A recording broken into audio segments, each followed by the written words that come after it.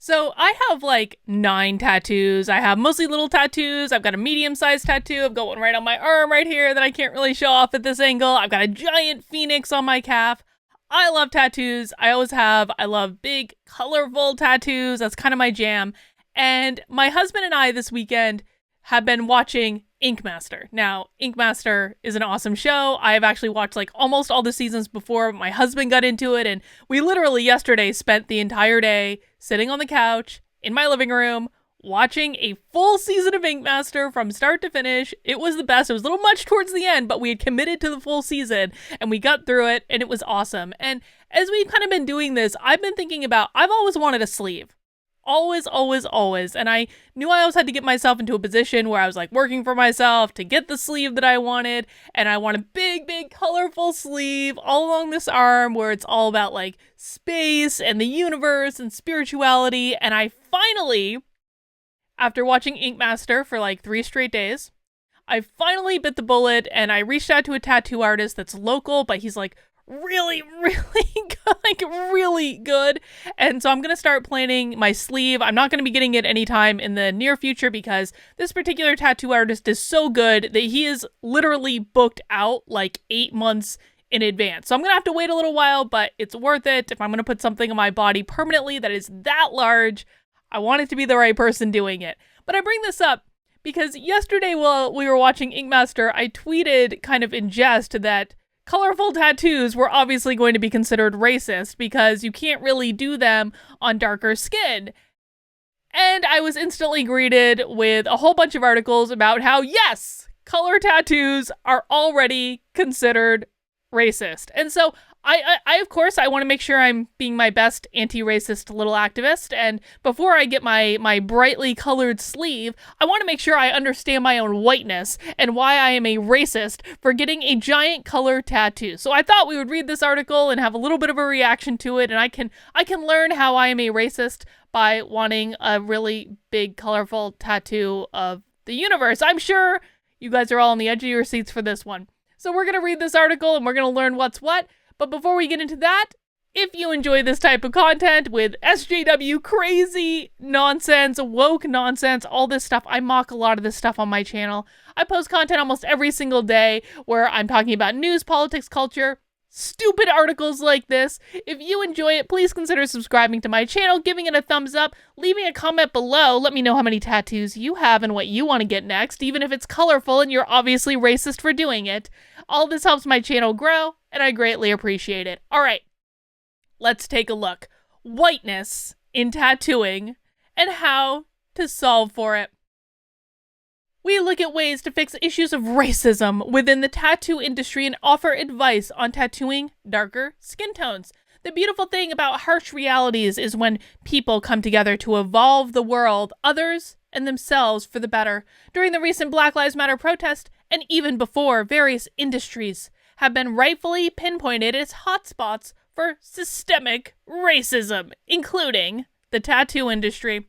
So for those who are looking for more information and aren't sure how they can develop the industry from within, we bring you this piece on specific issues within the tattoo community, as well as advice and resources to help. This is a very brief overview, but we hope it will get people started in evolving the industry to what it should be, inclusive and empowering. Why the industry has roots of racism. The tattoo industry has roots of racism because fundamentally, there really isn't a social system in existence right now that doesn't have strands of racism and or inequality running through it. This is one of the, by the way, guys, this is why critical race theory is so dangerous. They've outlined it beautifully. Critical race theory assumes that literally everything is racist. Every industry is racist, every institution is racist, every person is racist, and yes, that includes you. It assumes that the racism is there and then goes by the means of identifying that racism. Now, if you're looking for reasons to believe something is racist, you're always going to find them. Always. It's the same principle of like, if you're looking for a reason not to like a person, you will very easily find a reason not to like them. That doesn't mean that they're a bad person. It doesn't mean that you couldn't actually be great friends and have a good relationship. It's because you went in with the specific goal of looking for a reason not to like them. That's what happens when we are programmed to look at all the negatives and none of the positives. Although the tattoo world likes to think of itself as existing in a bubble, it doesn't. Racism is often learned through family or schooling, and therefore people can grow up, be racist, and be part of any community, including tattooing. However, tattooing also has a history that has been whitewashed by widely accepted stories, such as the Captain Cook myth. We've all heard it. Captain Cook sails to Polynesia, discovers tattooing, and brings it back to the West. There's so many issues within this particular anecdote, not the least of which is the fact that an ancient tradition continually practiced cannot be discovered. It also perpetuates an owning of indigenous cultural techniques, rituals, and symbology by white people. That is part of how tattooing reflects colonialist attitudes. So are they saying that, I mean, this is Japanese tattooing right here. Isn't it funny that they're including Japanese tattooing with stuff about Polynesia? Seems a little bit of appropriation to me. Is this article really stating that if you don't use the specific ancient techniques on which tattooing was founded, then you're culturally appropriating? I'm pretty sure that's what it's. I would actually really like to get a tattoo at some point using traditional Japanese techniques. That is a whole other story, though. That'd be a lot of pain for me, probably much more fun for you guys. In 1846, Martin Hildebrand opened up a tattoo shop in New York. 1884 saw the opening of Tattoo Ole in Copenhagen, Denmark, and 1849, Sutherland MacDonald opened a shop in the UK. All of these and a few more are the beginning of tattoo culture as Westerners now know it. Street shops covered in flesh, machines buzzing away, sailors sauntering through the swinging doors. It was the beginning of an inner sphere of gatekeeping artists who strove to keep the techniques of tattooing under wraps. Well, no, that's just how tattooing is taught. It's not secret, but it's passed down from master to apprentice. That's literally how tattooing has always been taught. The tattoo industry has hugely opened up since the early 1900s, mostly due to modern social media platforms. Yes, it was modern social media platforms that opened up tattooing in the early 1900s. Okay.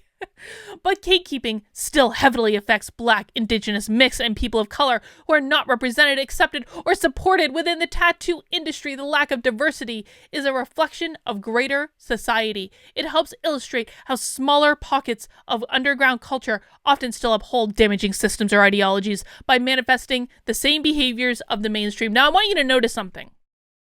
In the first paragraph, or literally like right up here, listen, they're talking about tattooing coming from Polynesia, and then they also have a picture of Japan, which neither of those cultures are white, dude.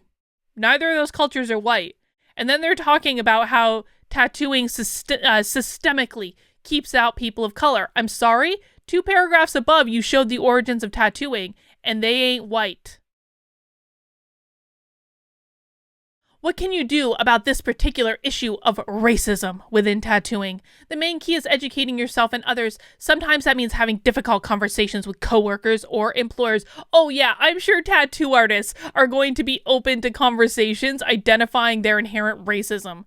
Sometimes it means enlightening yourself more deeply. For example, actively work on being mindfully diverse and inclusive. Supporting Black artists and Black-owned businesses is really powerful. It's like these people, they don't have answers for the specific industry. It's like they literally just cut and paste things that they put for like other industries, and then they find the previous industry and they replace it with tattooing. That's not a good tattoo, by the way. That is like way off center. That has nothing to do with this skin tone. That was a poorly placed tattoo. Because social media platforms are such a huge part of the tattoo industry these days, it is helpful to know how these tools represent racist systems. Because people are creating these algorithms, AI systems, and platforms, human biases become inherent in the system's technological makeup. For example, Google recently apologized after an AI system from the company produced racist results due to training data to teach the AI. That has nothing to do with tattooing. Nothing to do with it. It's important to not only be aware of these issues, but also mindfully offset them. For example, on Instagram, this may mean posting, liking, and actively sharing tattoos of darker skin tones. The way to defeat racism in the tattoo industry is for you to like pictures on Instagram. As Tam Parker of Ink the Dysphoria explains, there is a reason we mainly say tattoos on white, skinny, feminine bodies. Do I look skinny to you? Dude, come on. People who are not white and skinny get tattoos all the time. The algorithm is biased and favors whiteness and anything that upholds fat phobia. Oh, so we're extending. Tattooing is not only racist, tattooing is also fat phobic. Got it. Internalized supremacy shows up in many different ways for folks. Combating it is often a daily practice. That's actually nice. I like that tattoo actually on darker skin. I like that a lot. It's not just the algorithm that is at fault. It's also the artist choosing not to post images of darker skin tones. Oh yeah, tattooing is so fat phobic that they've got a big girl right here that they're posting a tattoo of. Okay. Essentially, you're choosing likes over visibility, and choice and action here is simple. Artists need to be more proactive about sharing tattoos on Black, Indigenous, mixed, and POC skin. It's not only about promoting a skill set or ability, it's about helping a huge community of people feel seen, heard, and included. And if you're having issues attracting more skin tones to your studio, maybe think about why that is. Well, in New Hampshire, it's going to probably be because like 95% of New Hampshire is white.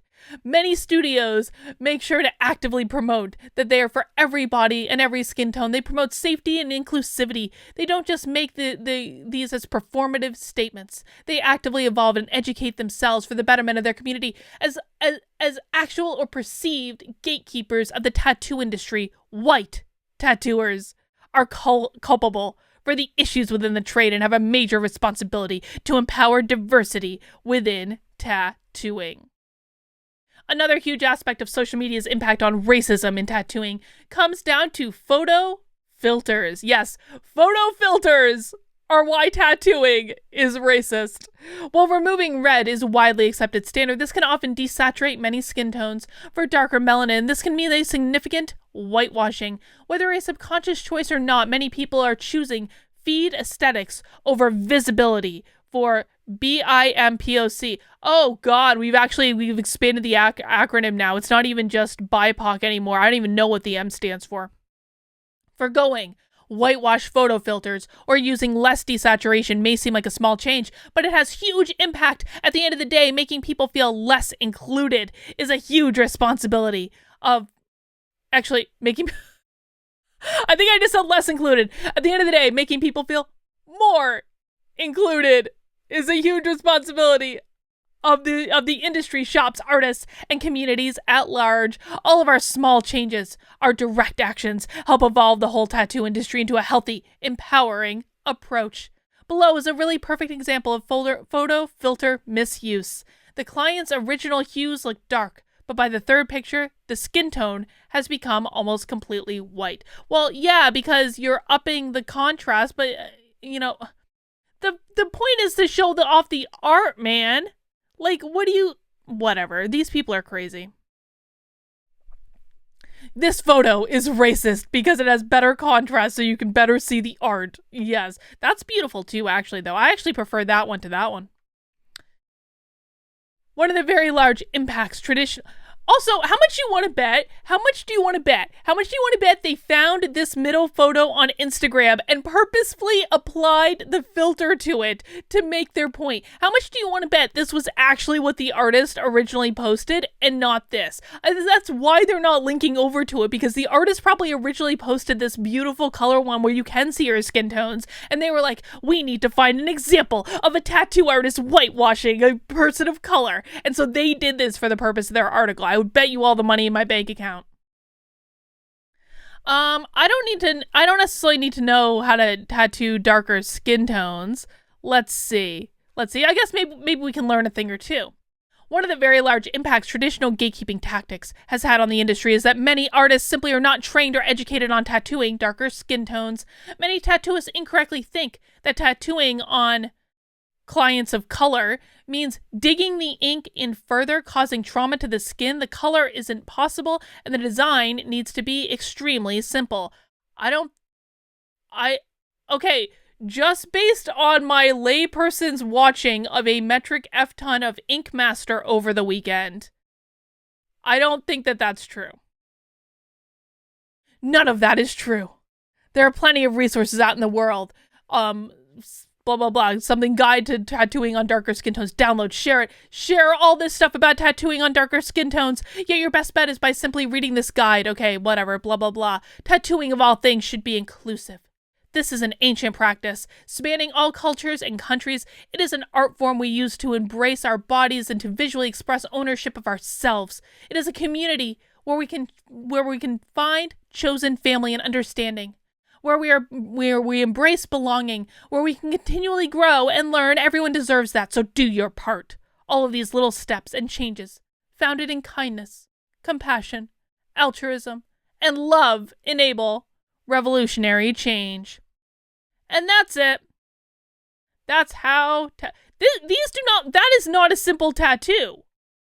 Right there, that is not a simple tattoo. How can you in the previous paragraph say, like, people make assumptions that in order to tattoo on darker skin tones, you have to be simple? That is a full-on Japanese dragon back piece, man. That is not a simple tattoo.